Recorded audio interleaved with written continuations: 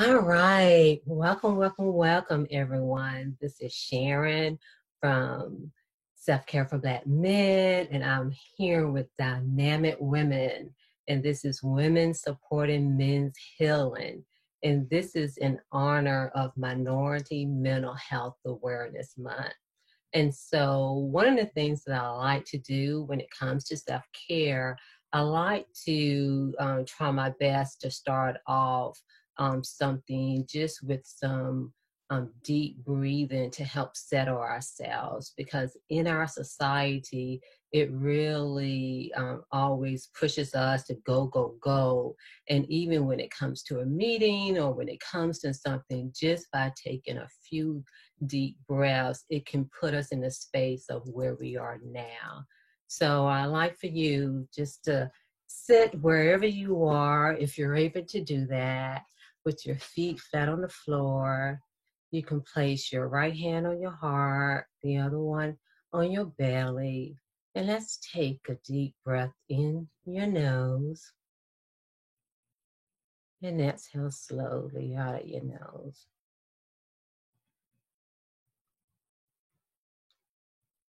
Inhale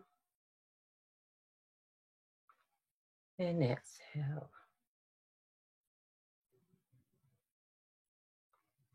Inhale and exhale. Let's do that for 2 more breaths.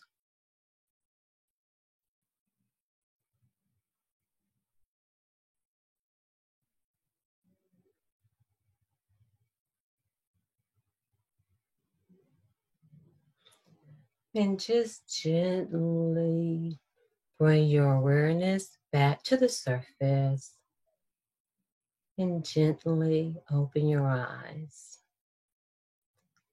And just thank you, thank you, thank you for that. And one thing I like to say about that is that when it comes to self-care, society lied.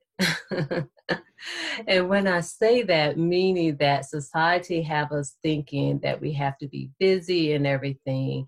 And by taking a few deep breaths on a regular basis, it really does something to the nervous system. So I really appreciate you guys allowing us to do that.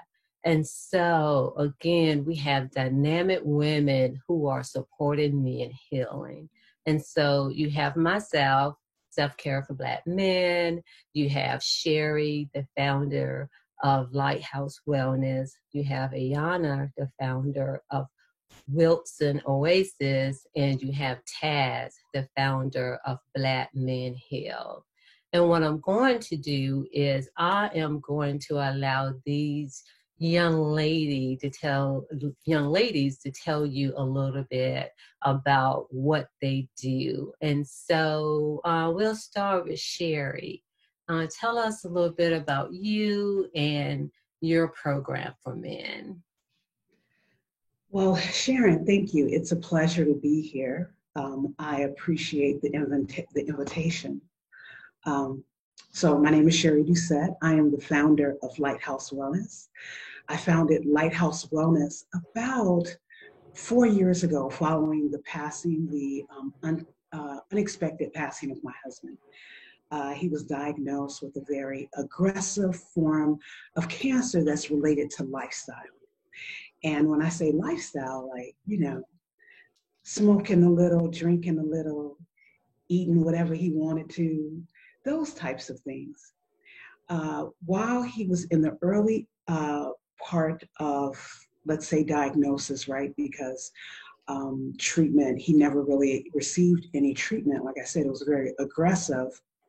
He was talking to me about when he recovered, he wanted to go out and talk to Black men about taking their life seriously, particularly their health, and talking about the benefits of a plant-based diet and mindfulness, right? And I was so excited because, like, he was the yin to my yang, like I was the yogi, he wasn't, but better never came for him. And once the once the dust settled, so to speak, I realized that I had a lot of work to do. And so I founded Lighthouse Wellness. And through Lighthouse Wellness, we endeavor to bridge the wellness accessibility gap for Black men using yoga and meditation and mindfulness and preventative health education. So I host community yoga classes for brothers called Broga. I host grocery store tours where I take Black men to the grocery store and show them how to shop and how to stock their pantry and how to make easy, delicious, plant-based meals that will positively impact their overall health and well-being. I host an annual conference called Shop Talk, where we talk about those topics that tend to be taboo for Black men, other than within the safety of a barbershop. And so with that in mind, we kind of create a safe container for Black men to come and receive information regarding life insurance and building wealth and we have brothers who have survived cancer and who have survived a heart attack, right?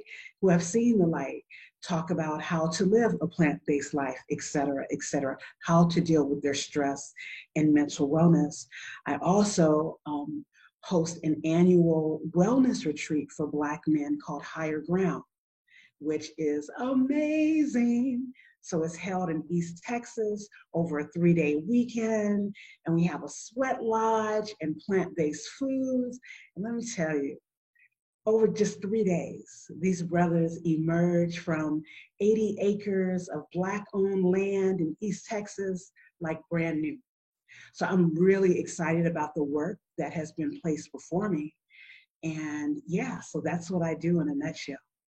Oh, and I'm a Reiki practitioner, so I share Reiki with the brothers as well. Wow, thank you for that.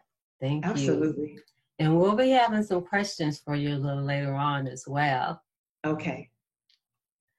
All right, Taz, tell us about your program.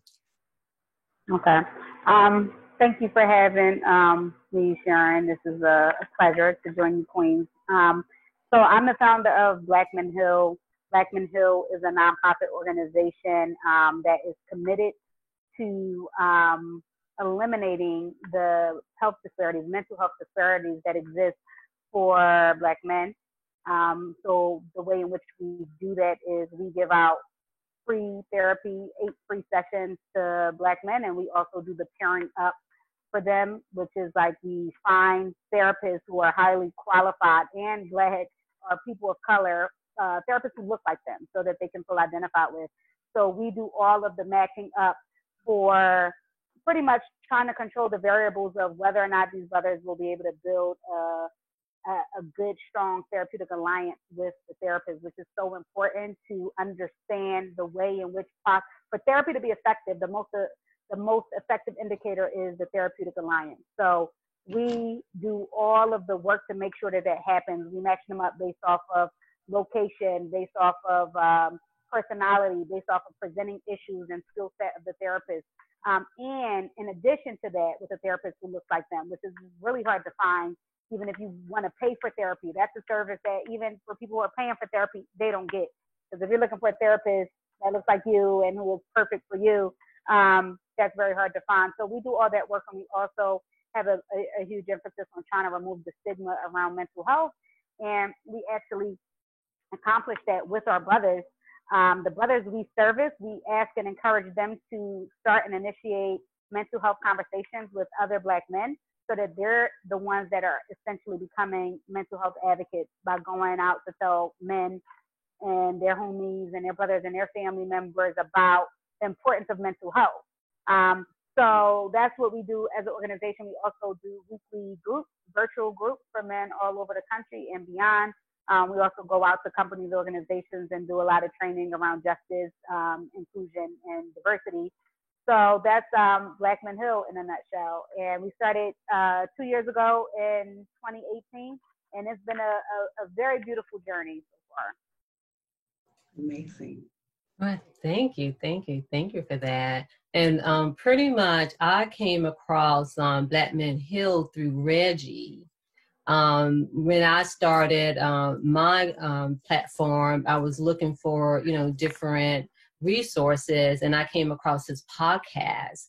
And then, when one thing leads to another, and then I pretty much came across your program too. So we definitely have a wonderful brother in common. Can I just say something about that, just to give Reg a little bit of a shout out? One of the things, and throughout our journey, the men who have helped our movement and our mission the most are the brothers we service. Reg was in the pilot program of Black Men Heal. He's one of the men that we service, who one of the first men to get 8 free sessions.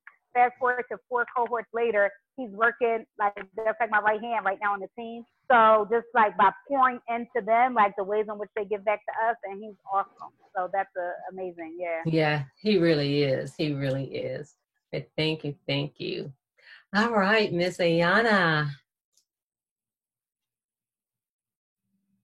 Hey, all right. So I am Ayana with Wilson Oasis, and it's funny because I think my organization is a combination of both of both your organizations.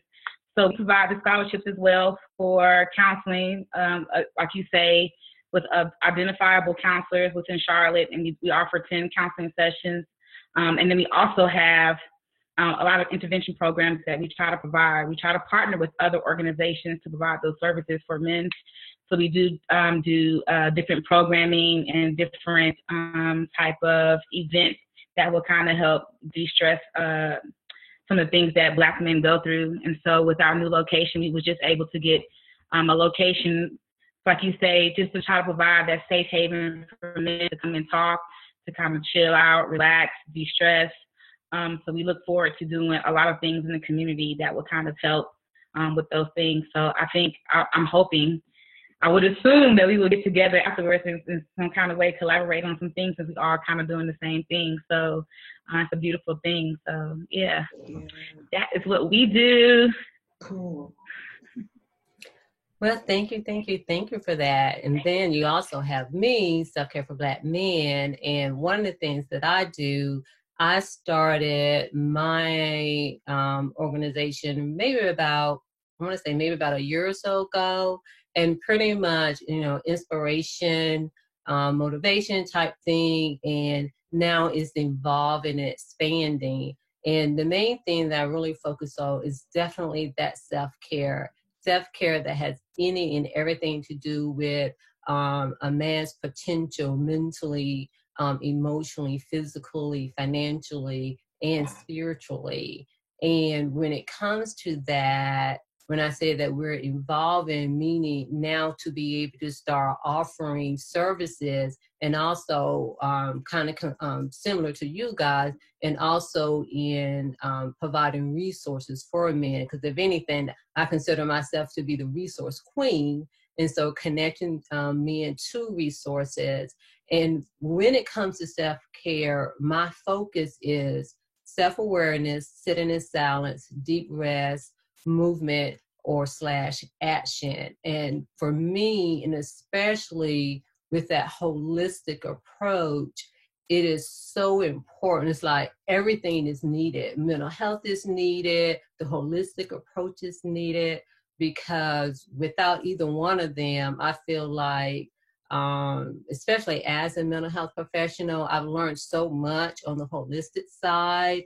I just say it just helps fill in some of the gaps that are in, the mental health system. And it's not just the mental health system, it's really just life. And that's what I've learned on my journey, on my holistic journey. And so when it comes to men, is to be able to help them to be, I guess you could say, to their highest potential. And then those questions that they may ask themselves, where they can pretty much go deeper within themselves, where they may not be able to do that in certain areas. And so my expansion is in collaborating and partnering with other platforms, and especially men organizations too. And so that's where what my organization is doing at this time. So yeah, we all do have all kind of intertwined, when it comes to that, most definitely. And so when it comes to your program, overall, I kind of feel like there are, I would say, certain group of men. There's some group of men who wants this, and they're looking for it, and some are finding it, and some are not. But then you have this other group of men, maybe there's three groups who don't even know or realize that they need it. And I guess I want to focus more on the middle group, which is they want it, but they just won't. I can't say they won't step out, but they're hesitant of stepping out and getting the help. How do we reach them, and how can other men help them? Because one thing that I do hear in talking to men is that they have gone to other men, and when they reached out, they've been told, well, man up, just, get through it and things like that. How would you say, your program, or how can other men really help those men who want it but who may be hesitant? Can I jump in? Because that's such a great question. And our program is really designed to be solution oriented in that way. Like our slogan is healed men, heal men, right? And so I forgot to mention in my intro, I'm also a psychotherapist, and that's kind of how this whole idea came into fruition. I'm in private practice. I've been a therapist on the front lines of the mental health system for 15 years, right? And so I do consider myself a healer, right, and an expert in mental health healing. But me going to, of course, it seems very biased for me to be on this campaign of why therapy is so important, right? It seems like it's somehow like, a biased need for me. But it's something more powerful. Men's voices, we're trying to uplift men to be responsible for themselves. Because, of course, the question I get all the time is like, to be honest, I'm kind of getting tired of the question of, as a woman, why did you start this organization that it has a lot of focus and emphasis around men, right? But the reality is, it's like, because I could, because they hadn't, like, because it didn't exist, right? Like, and I had the ability, and I got tired of being angry and being hurt by seeing the ways in which Black men were being oppressed, and how that's directly related to women's pain and family. It's a big ripple domino effect, right? And so I'm like, I don't want to keep talking about the problems of it. I'm tired of seeing my brothers die. I'm tired of all of the wonderful, successful, amazing, beautiful Black women that I see in my practice who are single, who are talking about the fact that they can't find mates or partners. All of this stuff is correlated, right? And so I think it's something very powerful about the idea that men, I created a space. I consider myself a vessel, and I feel blessed to have created a space, but in no way, shape, or form am I doing the work for men. So our program is designed that if we create the space and invite you in and love you and uplift you, and we are here supporting you, rooting you on, but we're not doing your work for you. The men that we see, like, we have three groups of men too, the way you broke it down. Like, we have the men who are ready, so we're giving out this free therapy, right? So we get like, right now, I think like 800 something men have applied for our free slots. Out of that, there's 1/4, there's 2 steps to apply for our program, right? So it's been kind of easy to who gets the slot, because several of the men don't complete step 2, which is the full application. A lot of them, I've gotten feedback, it's too much. And I'm like, if it's too much, you're not quite ready, because it pretty much is an application that forces you to sit still for 35, 45 minutes and self-reflect. If you're not ready and can't find a space to do that, you also are not ready, you don't have yet the capacity to commit to 8 sessions, right? And understand the value of that. And that doesn't mean that I don't love you and I still want to help my brother who is in that space. But I would rather the brother who's ready in that space to be able to go back and help you in that space. And that's what it is. It's like, once we decide to give ourselves the gift of healing, like every woman on this panel, I'm sure that we could talk about our own stories of how somehow our own healing has allowed us, our commitment to it, has allowed us to be able to create that space for other people. And so that's why our slogan is healed men, heal men. Let men who are doing the healing do the work of extending their hand and pulling their brothers in with them. I actually don't want to do men's emotional labor, contrary to the belief that I'm a woman that does this organization for men. I want men to do men's labor. Absolutely. Yes, and that's my feeling exactly too. And with my expansion, that's my goal as well, and, to pretty much collaborate with other men, because of the fact that men know men, and then they tend to respond better anyway. And like you said, to be able to create the space. Mm-hmm. Does anyone else want to add anything else to that? I want to speak to that notion that Tasneem touched on in terms of not doing the work for men, right? And that and the reason why, right, that we're engaged in this work, and it's not to do the work, it is to provide them with tools, right? Create the space so that they can heal themselves, because we do know that they have the capacity to do that. It's just that they perhaps don't have the wherewithal, right, to gather the tools. And so that's where we come in. I have to have this conversation frequently in terms of why I engage in this work. And I just want women to understand that our male counterparts' healing is inextricably linked to our healing, right? Mm-hmm. And vice versa. And I don't care, as women, how many sister circles and healing groups we are a part of, we will never achieve the degree of wholeness, right, as a community until our male counterparts have done their work, right? The issue is not that I need to build up I need to broaden my shoulders or build up my biceps. I need my brothers to come alongside me so that I no longer have to do the heavy lifting that I've been doing for generations. Yeah. Agreed. Yeah, thank you for that. Yes, most definitely. Most definitely. And by you bringing up women, one thing that, I guess one question I want to ask, or at least put out there, again, there are like different groups of women. You have some women who are very, very supportive of men, and then you have some women who blame men, and then you have some women where you do have men who have been hurt just as much as, women have been hurt. Because one of the things I tell some of my female friends is that the very same thing that, that you're saying about guys, there are some guys that are saying the exact same thing about women, like in the way that the person got hurt. It's like if you can remove, the person, male or female or whatever, it's, just looking at the details, it looks exactly the same. You can't even tell, who did it. And so in saying that, how can women be supportive?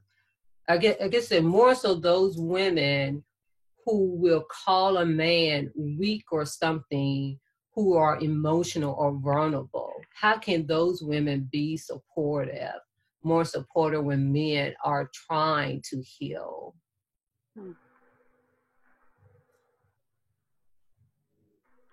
I have some thoughts on that. I mentioned that I was a therapist, but I'm trained as a couples therapist. I'm a couples and sex therapist, so I'm trained in relationship systems. And a big reason why I started to become passionate about men and mental health healing is from seeing couples, heterosexual couples, like, working with a man and a woman in a space together.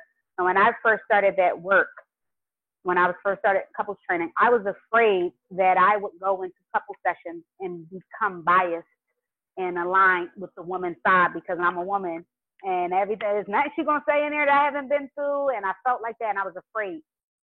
To my pleasant surprise, that did not happen. I was able to hold on to that space. What happened was I was blessed to be able to see it from a different lens. I was able to step outside of myself, from maybe sitting with my girlfriends and talking about our pain, to seeing the dynamic that exists when men and women are in the room together, couples, partners are in a room together and they're both hurting and in pain and they're trying to do the work, right? And I'm in the lens of now I'm trying to help see this in a way in which I'm not a part of their system.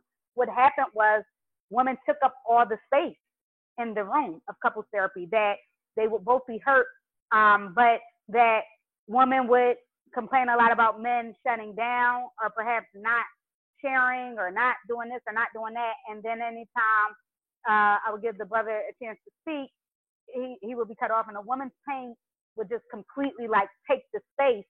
And the other thing I noticed in that space was that woman's pain, which is so deep and undeniable, right? And we could do a whole other, this is about men. So, I'm always trying to be careful because I am in no way saying that we are not in pain. We're in a lot of pain as well, right? But woman's pain came out as piercingly sharp and aggressive and below the belt in a way disproportionately more so in the couple space, way more than men did to women in the space. And I was like kind of shocked about that. But it was a good experience for me to have because it did allow me to start to try to think of relationship issues and problems from a man's lens, and how, hey, I might want the space, but as women, we have to understand biologically and neurologically, we are very different. Our brains are very different. We use a whole lot more words. When it comes to a verbal disagreement or argument, because of the fact that women, our brains go from the left to right hemisphere, and we can keep a lot of information, and we're here, but men, they just stay in the left hemisphere more, right? So if they're focused on like the game, they're watching the game. We could be focused on something this, we could be doing the kids, we got thinking about laundry, we can be texting our girlfriend, we can be doing a whole lot. So it gives women, we're at a neurological advantage in the sense of when it comes to argument or disagreement, a lot of times you can annihilate a man when it comes to being able to use your words, right?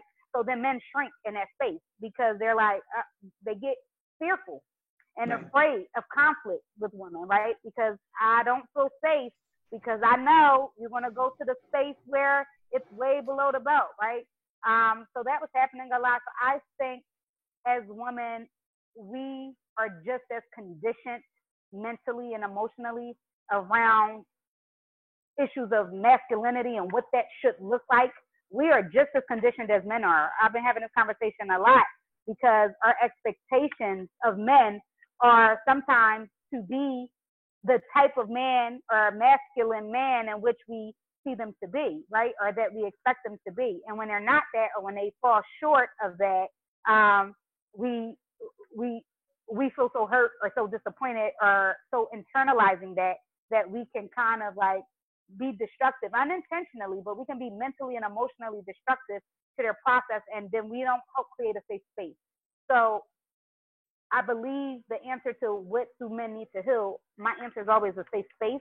And in relationship with couples, I try to help women understand what that looks like from a mental and emotional capacity. How do you hold the space without shutting down, without getting defensive, without criticizing, without attacking? How do you just listen? Active listening, the difference between listening and active listening, making it safe, even though the man's experience may be very different from yours. What I teach people is you don't have to be in agreement with somebody's perspective in order to hold space for their perspective. You don't have to be in agreement to validate or demonstrate empathy.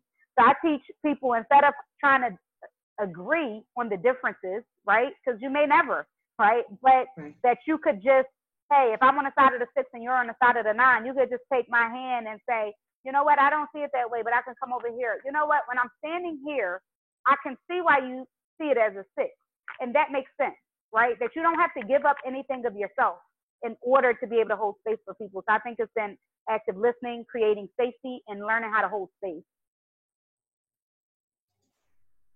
Yeah, most definitely. Yeah. And one of the things that I discovered even within myself is that, and I was just talking to a friend of mine, is that sometimes we as women, and I think it's social conditioning too, kind of going by what you were saying, going along with what you were saying as well, that we almost think that we as women don't have the issues. And not saying that we do or don't, but even regardless of what was done I have come to the discovery just more and so of like the more I learn about how the mind works and the body works, is that we're all need healing from something and don't even know it. And so that we all need to be able to be put in a space where we are actively and intentionally looking at ourselves and really asking ourselves some questions. And just in saying that, like, for example, for me, after a breakup, you're doing the work, and along the way, and, I started asking myself, when I got to a place to start asking myself questions, what do I need healing from? And I can't come across a video, Fatherless Daughters. And, I saw it and I was like, well, I don't have any ill feelings about my dad. And I couldn't identify, I couldn't identify with it. And I said, well, let me research this a little bit more. And then on other videos, it's like, oh, I can identify with some of them. And what I realized was that even though cognitively I wasn't thinking in that space, but behaviorally, what some of the women were doing, I was able to identify. And when I came to that realization, I'm like, oh my gosh, how did that project onto the relationship? Because you can be good people and make reasonable decisions, but sometimes we still can project something that that just, it's not that it's, like wrong or bad, but it does cause something. I'll put it like that. There's some negative energy that kind of goes along with it. And so it's really important for all of us to be in a healing state. And then that way, I think that we can walk away with things that is not anybody's fault. It's where we all were at that time in our lives and the lessons that we need to learn. Yeah, most definitely when it comes to that. And there could be a degree of codependency too, right? Mm-hmm. Like, who are you? Who are we if you are healthy now, right? Because our roles are pretty defined, right? Sisters, we have strong personalities, and as Tasneem spoke to, our words, right? Our words can cut folks down faster and deadlier than any weapon that we can use. And if we're not careful, those words can be emasculating.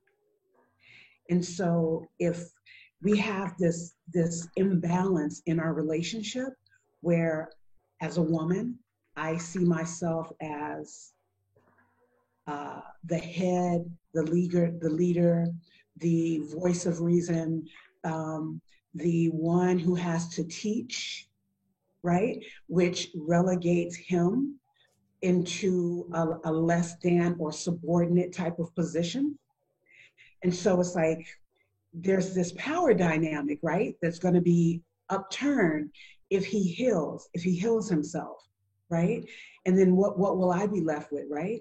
And perhaps if I look back over my relationship history, perhaps I gravitate toward men, dare I say, broken men, right? Because there's work to do, and I'm useful, and he needs me, and I'm the rock of this relationship, right? And that's not necessarily the healthy power dynamic. And so I think that women not wholeheartedly encouraging their partners, or partners encouraging their partners to heal, there may be like some internal stuff going on, like,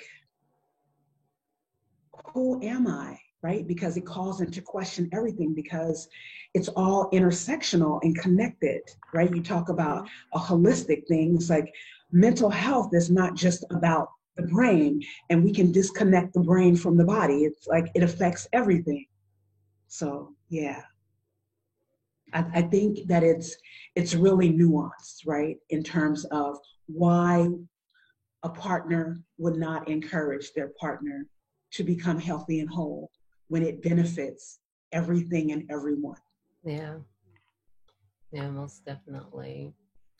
And so, Sherry, I know with you, with your program, that it encompasses like meditation, and with yoga. Pretty much tell the audience, tell the men how that has helped the men that are part of your program, how they have benefited. Sure. So let me start out by talking about meditation.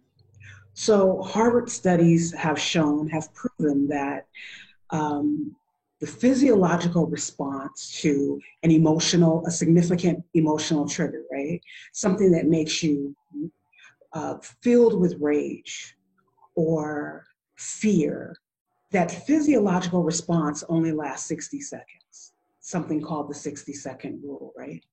And so if you're able to just stifle the response, right? Refrain from responding in the moment and just breathe and use the senses to kind of ground yourself and bring you back into the moment, into the present moment, that you could potentially save a relationship, or as we see played out in the media, right? Save a life, right? I mean, 60 seconds can save somebody's life. We talk about the rise in violence against female partners during the season that we're experiencing, 60 seconds.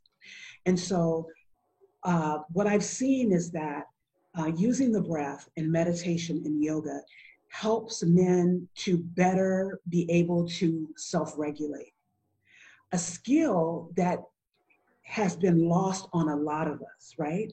But specifically men in this, what we're seeing played out like over the past decade, this culture of hyper masculinity, right? Where anger tends to be the low hanging fruit, right? If I'm disappointed, I'm angry. If I'm grieving, I'm angry. If I'm anxious, I'm angry, right? And it takes a little more to kind of sit with and examine those higher emotions, right? Like heartbreak and embarrassment, sadness, despair, depression, right? And so I'm finding that just after one session, the brothers are coming back and they're telling me, they're giving me the testimonies. This is having an amazing impact on my physical health. I'm able to sleep better. I'm able to be a better father, a better partner, right? I'm able to show up in the moment and attend to their needs, right? Rather than showing up at home physically, but being checked out emotionally, right? I'm finding that brothers are better able to self-regulate that internal rage, right? And the range of emotions that they're feeling, able to sit with complicated emotions that arise and recognize the impermanence of it all, right? You know, these words that fell upon my spirit and I'm processing in my, within, and it makes me feel this type of way. But if I just sit with it for 60 seconds, right, the increased heart rate is going to fall. The rise in blood pressure is going to drop, right? All of that, the blood that rushes to my extremities, right, in fight or flight mode, I can pull that back in. And so I'm having just an overwhelmingly positive response to meditation and yoga. And thank you for sharing that. Thank you for sharing. And one thing I like to add to that, and I know that you know Dr. Gail Parker. Yes. Yes. And she's written a book. I don't have the title in front of me. I believe it's Restorative Yoga for Racialized Stress and Trauma. Race-based stress and trauma injury. Yes, yes. Yeah. And one of the things that she says is that with restorative yoga is that it allows you to get to know yourself. I'm paraphrasing here, at a deeper level that you may not be able to get to know yourself just by talking. Yes. I mean, I've had the opportunity to train under her with restorative yoga and then, interact with her. in different retreats as well. And when I heard her say that, because I know what it does for me, and I know what some other men are saying. And so I feel like with the combination of therapy and really body awareness, because I don't know, have you guys had the opportunity to read Resmaa Menakem book, My Grandmother's Hands? If you haven't, everyone, it's a requirement. It's a requirement because he talks about racialized trauma. But what I like about his book is that it has a lot of body awareness practices in there. And me as a trained mental health professional, I'm a licensed clinical social worker, they don't give us that. In the traditional way, they really don't, even though it's a biopsychosocial, but even still, and he has done a wonderful job of really having that connection. And he's having a workshop coming up, I believe it's July the 25th for men. I had the pleasure of participating with the one on the women a few weeks ago. And I participated in some really profound yoga retreat. And in this, I mean, it's awesome. It's definitely awesome. And so, you know, again, with what I do with Self-Care for Black Men is to introduce men to this, you know, to yoga, to meditation, and also to connect them, especially with other men who are doing it. I mean, that's really my goal. It's like, hey, such and such is doing this over here, because I think that there is power when it comes to that. And so, and sitting in silence, especially with all that's going on, you know, in the world.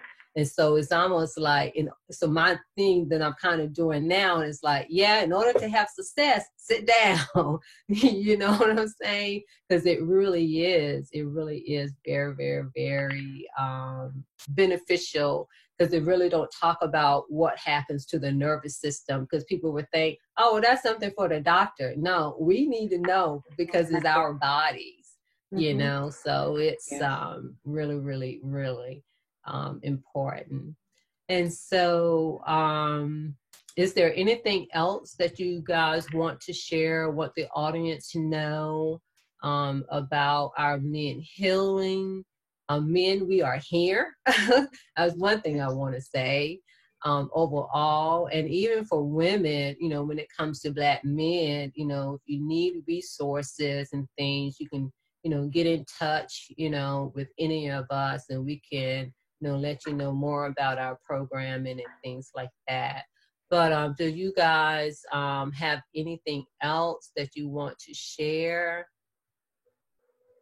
I do want to just reiterate what you sisters are saying, even a little bit further, about the importance of the holistic, the integration of mentally, emotionally, and how it is directly correlated to the physical.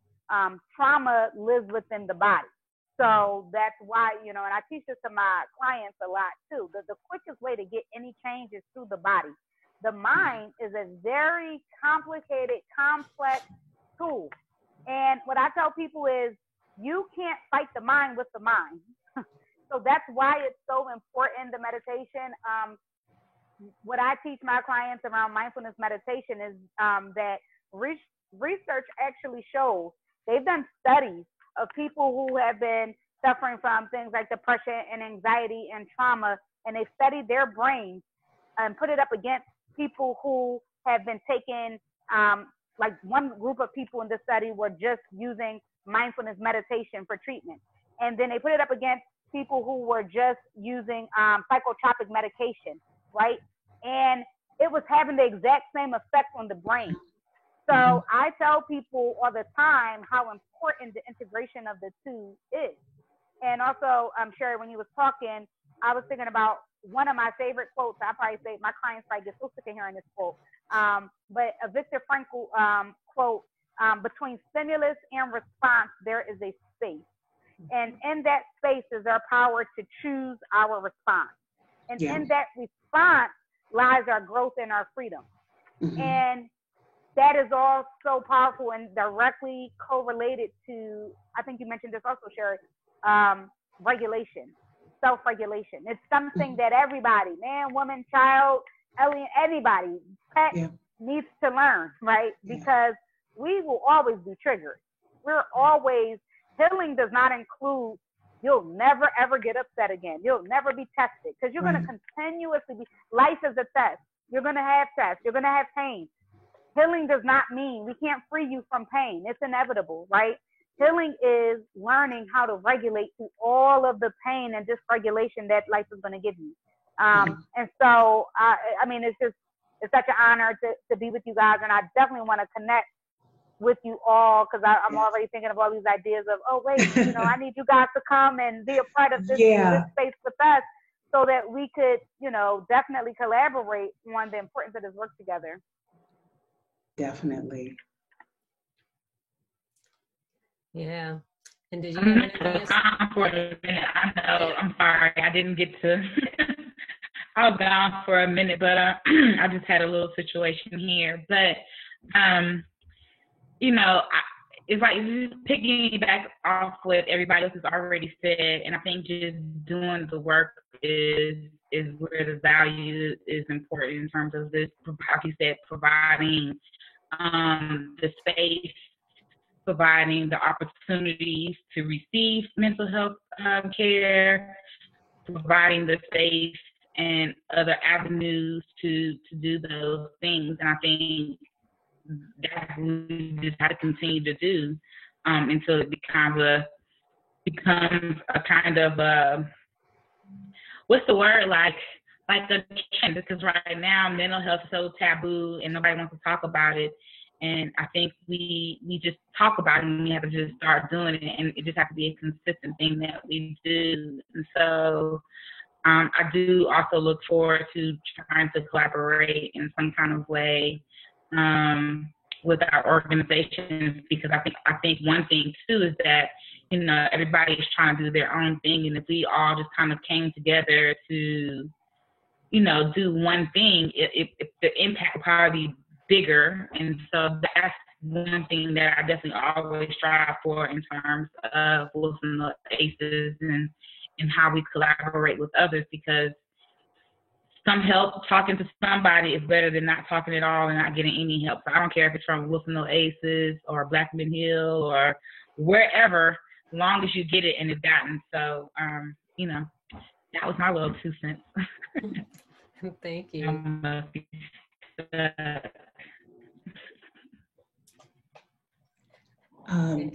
Go ahead.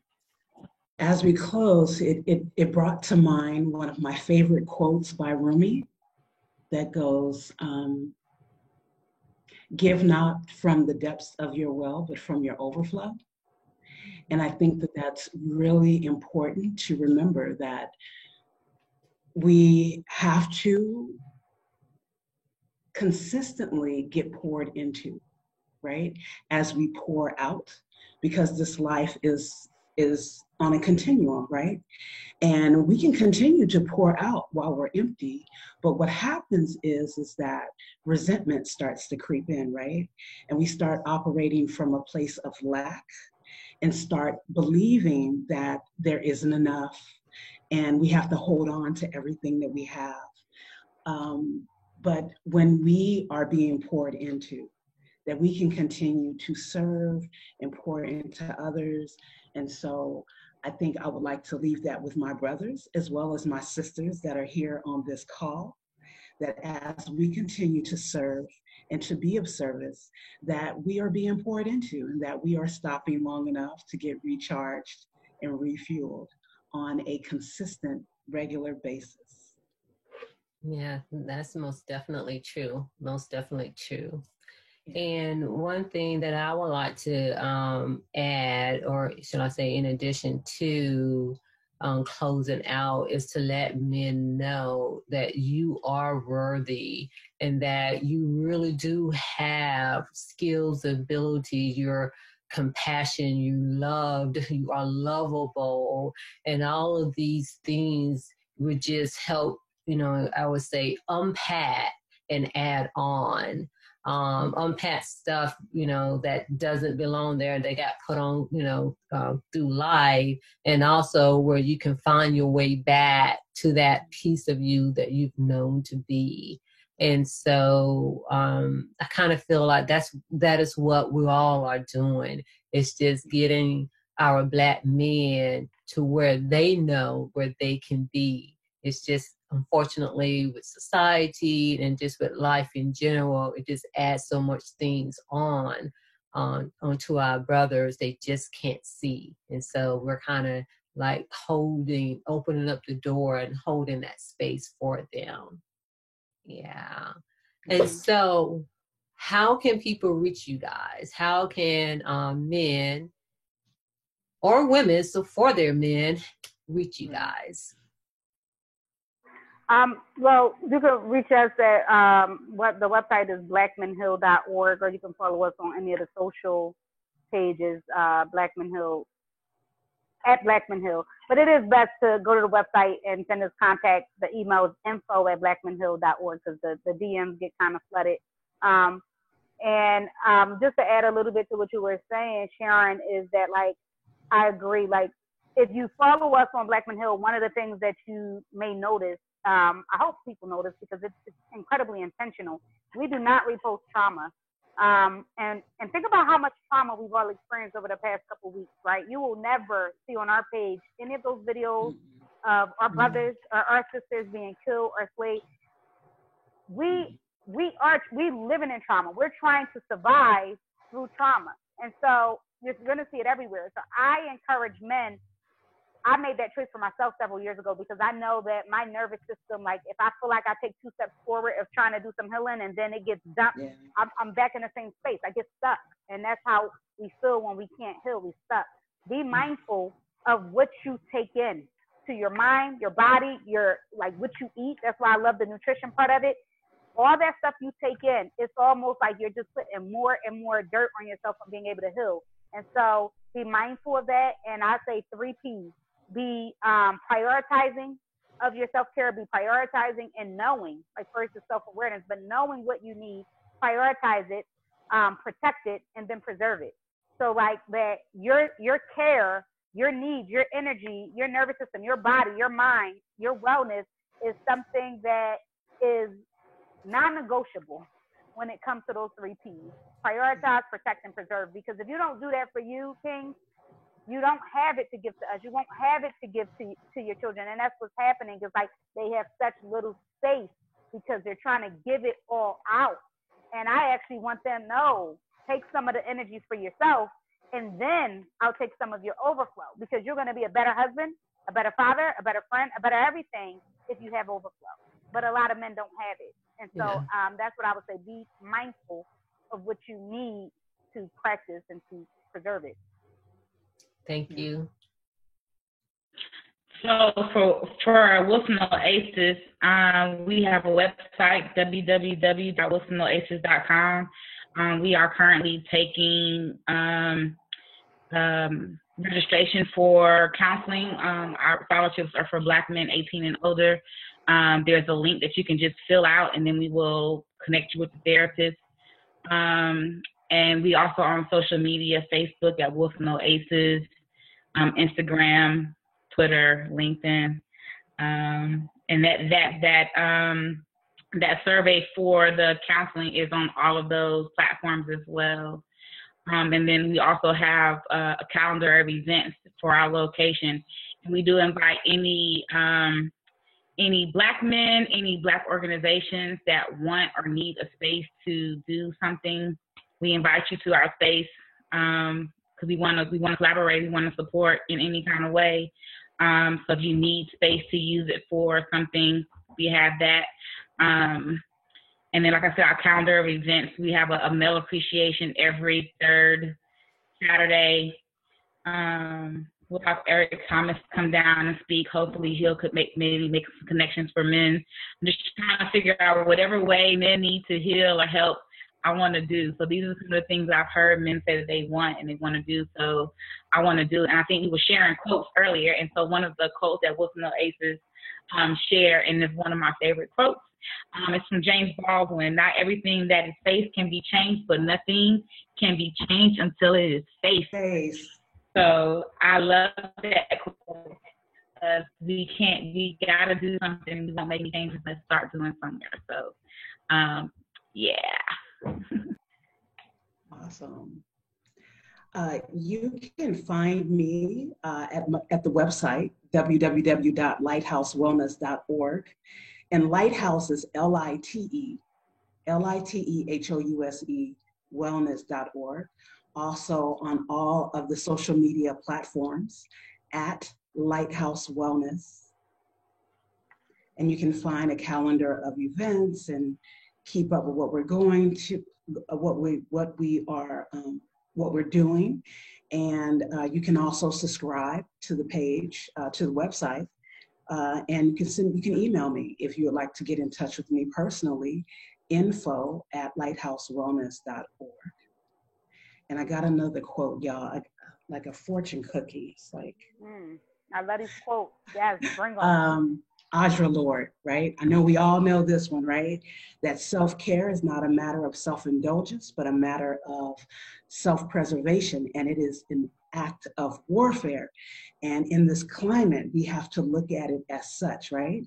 That we have to dig deeper than it's not just about escaping and a mani and a pedi and a massage, but really taking the time that we need to be restored and renewed and rejuvenated. And it has to be a priority. Has to be a priority. Thank you for that. Thank you for that. Yeah. And for Self-Care for Black Men, people can locate or find us at selfcareforblackmen.org at our website.